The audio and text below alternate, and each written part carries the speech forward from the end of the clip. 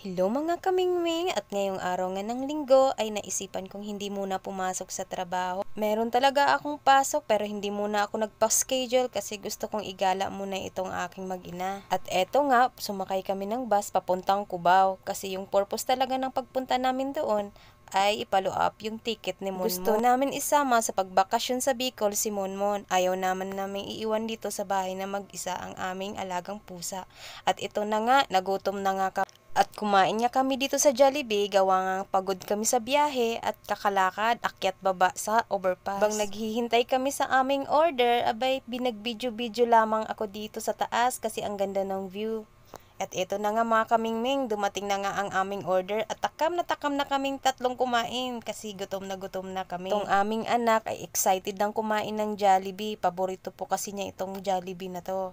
Bawat sahod ko, laging nagpapabili ng Jollibee. Sana all! Nga namin kumain at ito ngay naglakad-lakad kami kasi papunta naman kami sa monumento para gumala dun sa SM.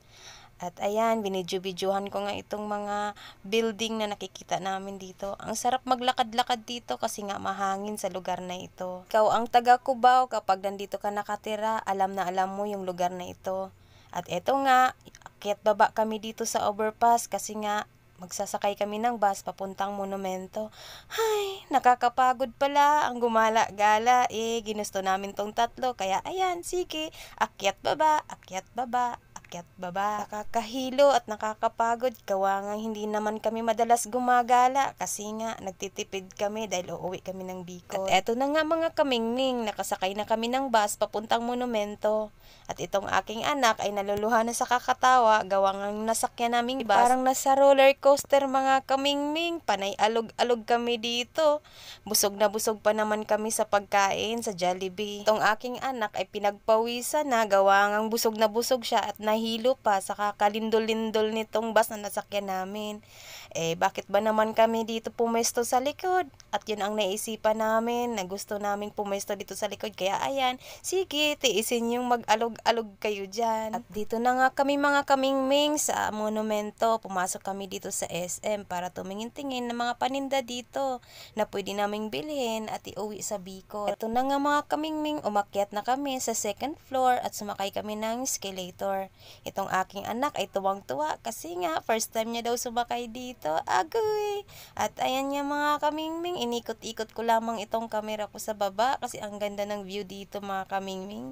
Dito sa SM Monumento mga kamingming. At ayan na, andito na kami sa taas mga kamingming. At eto nga mga kamingming, makikita ninyo ang laki-laki ng Santa Claus at ng Christmas tree nila dito mga kamingming.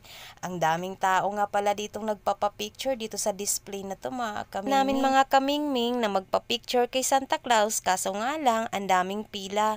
Sa dami ba naman ng tao dyan kaya ito ginala-gala ko na lang itong aking camera sa paligid at pa-picture-picture na lang kami dyan sa gilid. Kasi nga ang haba ng pila. Dito naman kami kamingming sa fun house, gawa nga gusto maglaro ng anak ko at ng jowa ko dito. Agay! Ang ganda nga pala dito mga kamingming kasi nga ang daming pwedeng paglaruan. At saka itong nakita ko, ang daming pwedeng pagpicture-picture. Alam mo talaga ay totoong mga puno. Ang dami nga pala dito mga display mga kamingming pero hindi talaga yan totoong mga bulaklak at puno. So ayan nga mga kamingming, pumila na nga itong aking jowa at ang aking anak dito sa basketball. Ito nga daw nilang dalawa mag-basketball. Meron pa kasing nauna sa kanila kasi nga nagpusing-pusing pa silang dalawa. So ayan na nga mga kamingming, ay nagpapaunahan silang dalawa ni Mamo magpa-shoot ng bola. Sigaw ako ng sigaw dito. Sige nak, sige, i-shoot mo. Kaso nga lang, iilan lang ang pumapasok na bola.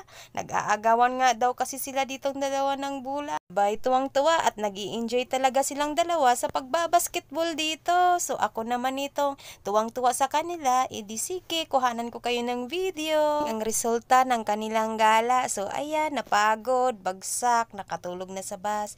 At pauwi na nga din pala kami nito mga kaming. Ako'y natuwa natuwa. Kaya ito nga, binidyohan ko nga. Aray, Diyos mio, sige, gala pa. Sumakit ang ulo. Nga pala kamingming itong aking anak dahil nga napagod dun sa kakalaro dun sa SM. At dito naman sa kabila mga kamingming ay hindi rin naiwasan na nakatulog din dito si mami. So ako'y natuwa din, ito nga ay binidyohan ko din. So ayan mga kamingming, at dito nga natatapos ang ating video. Salamat sa panunood. Thanks for subscribe.